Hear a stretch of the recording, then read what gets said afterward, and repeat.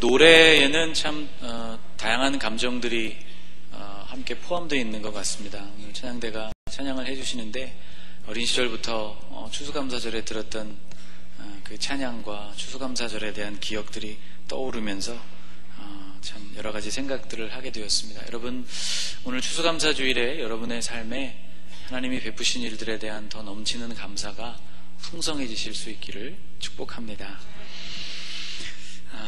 다윗은 숱한 고난과 또 험난한 여정을 넘어서 이스라엘의 왕위에 올랐던 인물입니다. 오늘 본문은 그가 왕위에 오르고 나라가 여러모로 안정된 때의 이야기를 우리에게 들려주고 있습니다. 1절 말씀을 보면 그때를 이렇게 묘사하고 있습니다. 여호와께서 주위의 모든 원수를 무찌르사 왕으로 궁에 평안히 살게 하신 때에, 하나님이 주변의 모든 원수들을 물리쳐 주셨고 이제 평화가 찾아왔습니다. 궁에 평안히 머무는 일이 다윗의 일상이 되었습니다. 궁에 평안히 살게 하신 때라는 이 표현이 우리의 눈에는 그다지 특별한 것으로 보이지 않습니다. 그러나 다윗이 그동안 달려온 삶을 가만히 생각해 보면 이것이 얼마나 굉장한 일인지를 발견하게 됩니다. 다윗은 오랫동안 도망자 생활을 했습니다. 사울이 끊임없이 그의 숨통을 조여왔고 언제 어디서 사울의 군사들을 만나게 될지 몰라서 하루하루가 살얼음판을 걷는 것 같은 그런 삶을 살았습니다. 하루 이틀도 아니고 적어도 10수년 이상을 그렇게 살아야만 했던 인물이 다윗입니다. 또 다윗의 삶에는 전쟁도 끊이지 않았습니다. 양들을 지키는 목동으로 사는 시절에는 양떼를 노리는 짐승들과의 전쟁, 또 엘라 골짜기에 도착하였을 때에는 이스라엘을 모독하는 블레셋의 장수 골리앗과 전투를 치러야만 했습니다. 사울을 피해서 블레셋에 들어가서 아기스 왕과 함께 지내던 시절에도 전쟁은 그의 일상이었습니다. 사울 왕이 죽고 헤브론에서 유다 왕으로 기름 부음을 받은 후에도 북왕국 이스라엘과 오랜 전쟁을 해야만 했습니다. 사무엘하 3장 1절 말씀이 그때의 상황을 이렇게 전해주고 있습니다. 사울의 집과 다윗의 집 사이에 전쟁이 오래매 다윗은 점점 강하여 가고 사울의 집은 점점 약하여 가니라. 다윗의 생명을 찾는 사울이 이미 저세상 사람이 되고 모든 위협이 줄어든 것 같아 보인 그때였지만 여전히 다윗의 삶에는 전쟁이 그치지 않았다는 것이죠. 남북이 통일되고 그 통일왕국 이스라엘의 왕이 된 이후에도 이방 민족들과 다윗은 또 여러 차례 전쟁을 해야만 했습니다. 제일 먼저 공격해온 사람들이 블레셋 사람들이었습니다. 그들은 다윗이 왕이 되었다는 소식을 듣자마자 이스라엘을 곧바로 공격해 왔습니다. 이스라엘이 다윗에게 기름을 부어 이스라엘 왕으로 삼았다 함을 블레셋 사람들이 듣고 블레셋 사람들이 다윗을 찾으러 다 올라오매 다윗이 듣고 요새로 나가니라. 여러분, 이 말씀에 다윗을 찾으러 그들이 올라왔다는 표현을 한번 주목해 보시기 바랍니다. 그럴 수밖에 없었을 것입니다. 왜냐하면 그동안 다윗은 블레셋 사람들인 자신들과 함께 머물러 있었고 가드왕 아기스의 신임까지 받았던 인물입니다. 그런 다윗이 갑자기 이스라엘의 왕이 되었다는 소식이 들려온 것이죠. 그들 안에는 배신감도 들었을 것이고 더욱 다윗이 더 큰 위협으로 그들에게 작용하기 전에 그 세력을 꺾어야만 했을 것입니다. 성경에 기록되어져 있지 않지만 이스라엘을 지켜내기 위해서 그 이후로도 다윗은 숱한 전쟁을 했을 것입니다. 그리고 드디어 마침내 그 힘겹고 지긋지긋한 전쟁이 마무리가 되고 다윗 왕국에 평화가 찾아오게 된 것이죠. 자, 제가 다시 1절 말씀을 읽어보겠습니다. 여호와께서 주위의 모든 원수를 무찌르사 왕으로 궁에 평안히 살게 하신 때에. 자, 이제 여러분의 눈에 다윗에게 찾아온 이 평화가 얼마나 행복하고 꿀맛 같은 것인지가 보일 것입니다.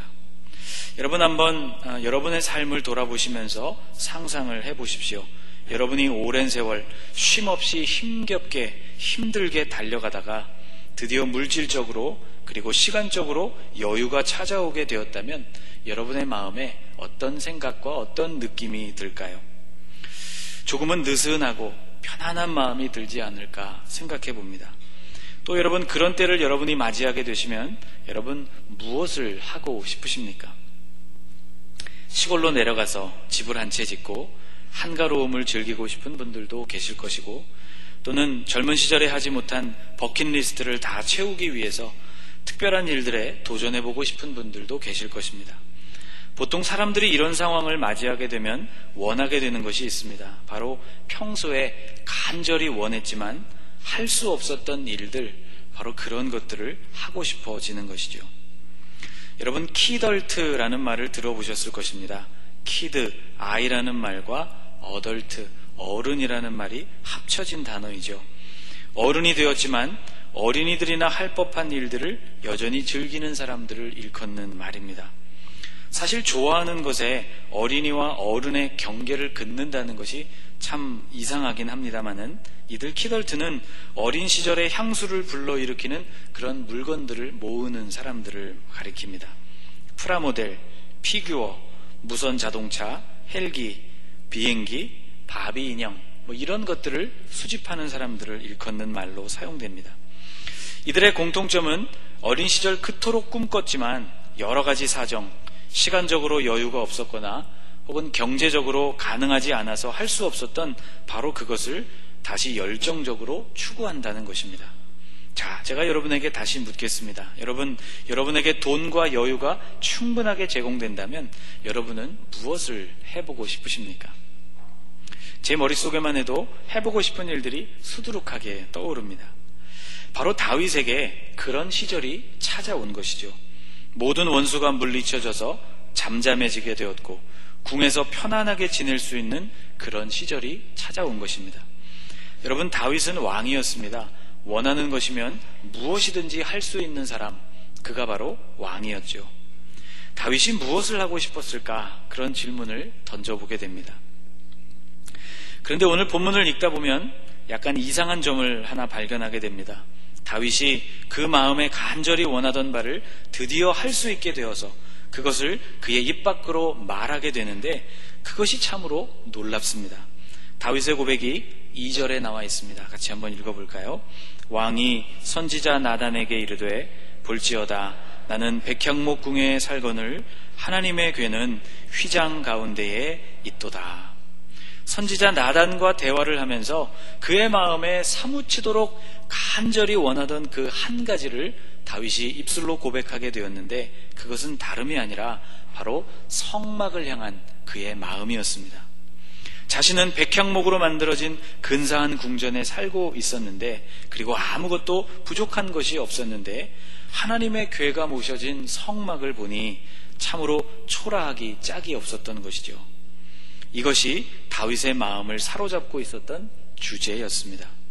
우리는 여기에서 다윗의 마음을 읽어볼 수 있습니다. 원수가 물리쳐졌고 평화로운 시기가 찾아왔고 궁에 평안히 거하는 그 좋은 시절이 왔던 바로 그때에 다윗의 마음에 가장 하고 싶고 간절히 원했던 것이 하나님을 위한 새로운 처소를 짓는 일이었다는 사실은 그가 평소에도 이것을 아주 간절히 원했던 것이라는 것을 우리에게 암시해 줍니다. 시편 27편에서도 다윗은 이렇게 고백을 했습니다. 내가 여호와께 바라는 한 가지 일, 그것을 구하리니 곧 내가 내 평생에 여호와의 집에 살면서 여호와의 아름다움을 바라보며 그의 성전에서 사모하는 그것이라. 다윗의 평생 소원 그 한 가지는 바로 하나님의 집에서 주님이 머무시는 그곳에 그도 더불어 살아가는 것이었다는 것이죠. 다윗의 이 안타까운 탄식을 듣고 나단 선지자가 왕에게 이렇게 대답을 합니다. 우리 3절 말씀을 같이 읽겠습니다. 나단이 왕께 아뢰되 여호와께서 왕과 함께 계시니 마음에 있는 모든 것을 행하소서 하니라. 그것이 왕께서 가장 간절히 원하시는 바라면 지체할 이유가 무엇입니까? 당신의 뜻대로 그 일을 행하십시오 라는 말이죠. 당시에는 선지자, 곧 하나님의 사람의 말이 곧 하나님의 말과 같이 여겨지던 때였습니다. 다윗은 이 말을 듣고 기쁨으로 당장 성전에 착수하려고 했죠. 그런데 그날 밤에 하나님께서 나단에게 나타나셔서 이렇게 말씀해 주셨습니다. 6절과 7절 말씀을 같이 한번 읽어보겠습니다. 내가 이스라엘 자손을 애굽에서 인도하여 내던 날부터 오늘까지 집에 살지 아니하고 장막과 성막 안에서 다녔나니 이스라엘 자손과 더불어 다니는 모든 곳에서 내가 내 백성 이스라엘을 먹이라고 명령한 이스라엘 어느 지파들 가운데 하나에게 내가 말하기를 너희가 어찌하여 나를 위하여 백향목집을 건축하지 아니하였느냐고 말하였느냐. 복잡하게 보이지만 간단히 말하면 이런 뜻입니다. 출애굽 때부터 내가 머무는 곳은 언제나 성막이었다. 왜 백향목집을 나에게 지어주지 않냐고 내가 너희에게 말했던 적이 있었느냐라는 말씀입니다. 더 간단하게 줄여보면 시키지도 않은 일을 할 필요가 없다, 그런 말씀이죠. 어떻게 들으면 하나님께서 이 일을 내켜하지 않으시는 것처럼 들립니다. 또 여러분 5절 말씀을 한번 같이 읽어보겠습니다. 가서 내 종 다윗에게 말하기를 여호와께서 이와 같이 말씀하시되 내가 나를 위하여 내가 살 집을 건축하겠느냐. 내가 나를 위하여 내가 살 집을 건축하겠느냐라고 하나님이 되묻고 계십니다. 다양한 번역의 성경들이 이 구절을 이렇게 번역했습니다. 새번역 성경은 내가 살 집을 내가 지으려고 하느냐? 공동번역에서는 내가 살 집을 내가 짓겠다는 말이냐? 또 CEV 번역을 보면 왜 나를 위해서 성전을 지으려고 하는 것이냐? 라고 번역하고 있습니다. 공통적으로 우리에게 드는 느낌은 야, 필요 없으니 그만두어라, 그런 말씀처럼 들리죠. 그런데 여러분 정말 그런 뜻일까요? 사실 이 하나님의 말씀은 다윗을 책망하고 계신 말씀이 아닙니다. 저를 한번 따라해 보실까요? 말은 끝까지 들어야 한다. 예, 하나님이 하시는 말씀을 끝까지 들어야 하는 법이죠. 그 뒤로 하나님께서 계속 이어서 하신 말씀을 보면 이 말씀에 담겨있는 하나님의 마음을 알 수 있습니다. 자, 이 일 때문에 하나님은 다윗에게 6가지나 되는 엄청난 약속을 해주십니다. 첫째는 다윗아, 내가 너의 이름을 위대하게 만들어주겠다, 그런 말씀을 해주십니다. 내가 가는 모든 곳에서 내가 너와 함께 있어 내 모든 원수를 내 앞에서 멸하였은즉 땅에서 위대한 자들의 이름과 같이 내 이름을 위대하게 만들어주리라. 여러분, 하나님의 마음이 언짢은 것 같습니까? 흡족해 하시는 것처럼 보입니까? 주님이 흡족해 하시는 것처럼 보이죠. 두 번째로 또 이런 것을 약속해 주셨습니다. 이스라엘 백성들을 위해서 한 곳을 정해 주셔서 다시는 그들로 하여금 위태하게 옮겨 다니지 않도록 하겠다는 말씀을 해 주십니다. 10절을 같이 읽어볼까요? 내가 또 내 백성 이스라엘을 위하여 한 곳을 정하여 그를 심고 그를 거주하게 하고 다시 옮기지 못하게 하며 악한 종류로 전과 같이 그들을 해하지 못하게 하여 내가 그 이스라엘 백성들을 한 곳에 견고하게 머물게 해주시겠다고 약속을 해주십니다. 세 번째로 하나님은 모든 대적에게서부터 다윗을 벗어나게 하시고 그에게 평안을 주시겠다고 약속해 주십니다. 내 백성 이스라엘을 다스리던 때와 같지 아니하게 하고 너를 모든 원수에게서 벗어나 편히 쉬게 하리라.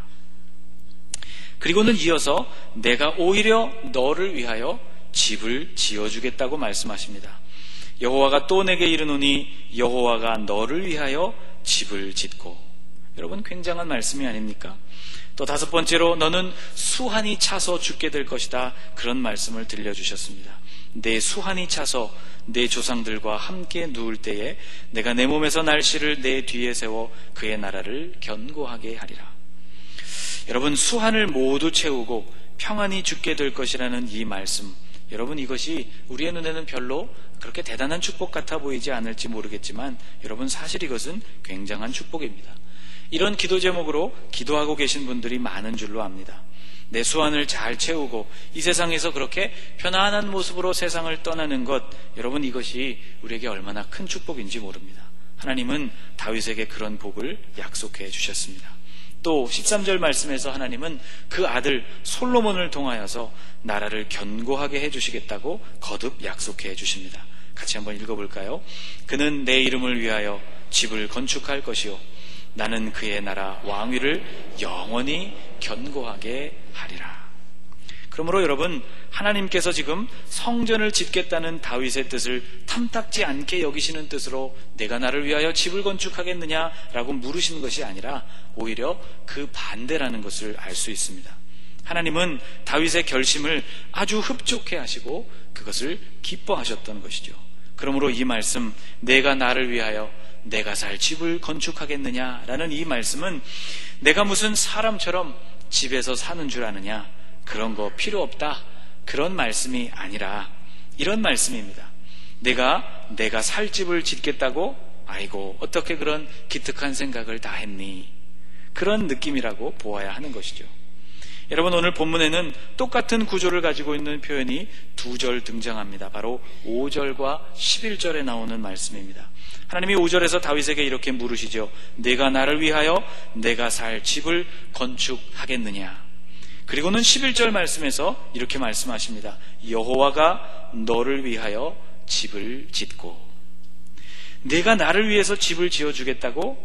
다윗, 오히려 내가 너를 위해서 집을 지어주마 라고 말씀하고 계신 것이죠. 여러분, 다윗이 한 일이라고는 하나님을 위해서 집을 지어드려야겠다는 생각뿐이었습니다. 그런데 하나님은 그 다윗의 마음을 받으셨을 뿐만 아니라 그의 비교할 수 없는 너무나 대단한 것들을 다윗에게 약속해주고 계십니다. 다윗은 감개에 무량했습니다.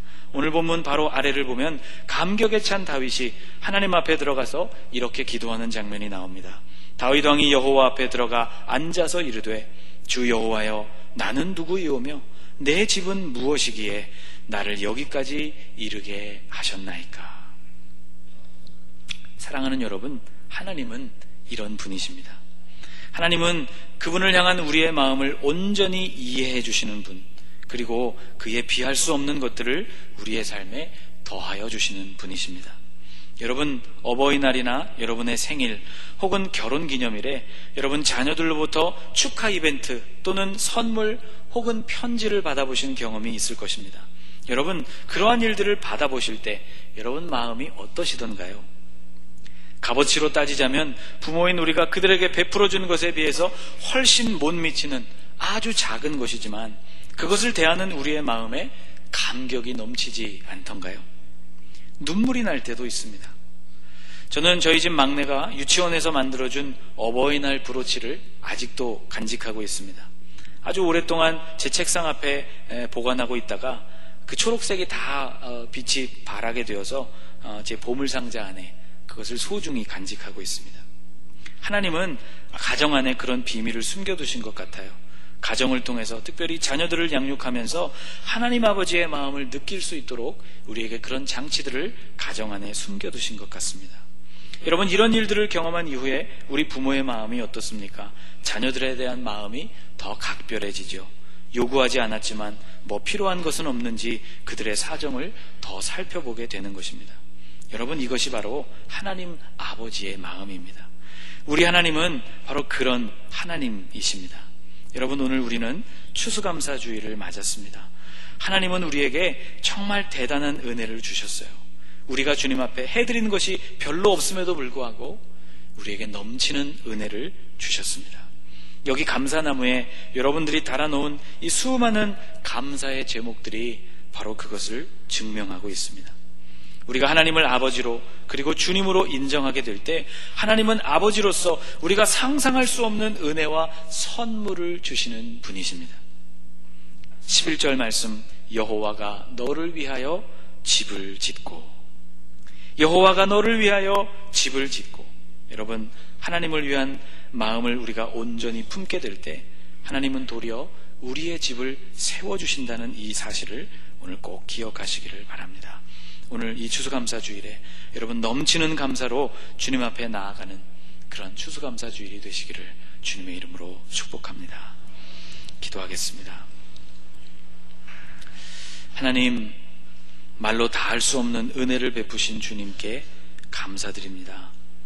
주님을 위해서 별로 한 것이 없음에도 불구하고 자녀인 우리에게 상상할 수 없는 큰 선물들을 허락하신 하나님을 찬양합니다. 다윗의 마음처럼 우리가 평소에 품고 간절히 원하는 그 생각이 주님에 대한 것이 되기를 원합니다. 그리고 그때에 도리어 주님께서 우리의 집을 세우시는 그 은혜도 경험할 수 있기를 원합니다. 오늘 이 추수감사주일에 감사와 찬송이 가득하여 주님께 영광을 돌리게 하여 주옵소서. 예수님의 이름으로 간절히 기도하옵나이다. 아멘.